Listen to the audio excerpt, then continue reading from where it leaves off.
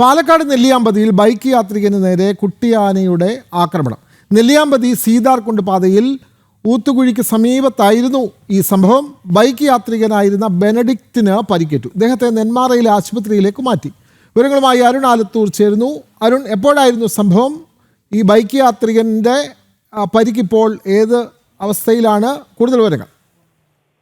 Vinod, bike യാത്രികന്റെ പരിക്ക് ഗുരുതരമല്ല എന്നുള്ളതാണ് ആശുപത്രിയിൽ നിന്നും ലഭിക്കുന്ന വിവരം. നെല്ലിയാമ്പതിയിലാണ് ബൈക്ക് യാത്രികന് നേരെ കുട്ടിയാനയുടെ ആക്രമണം ഉണ്ടായത്.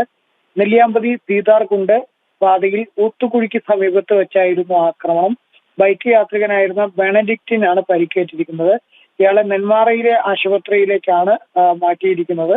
ഏതായാലും ഈ നെല്ലിയാമ്പതി ചുരംപാതയിൽ ഉൾപ്പെടെ ഈ ഒരു ആനയും കുട്ടിയും എപ്പോഴും നിലയുറപ്പിക്കുകയും ജനവാസ മേഖലയിലെത്തി ആളുകൾക്ക് നേരെ തിരിയുന്ന ഒരു സ്ഥിതിയൊക്കെ അവിടെ ഉണ്ട്.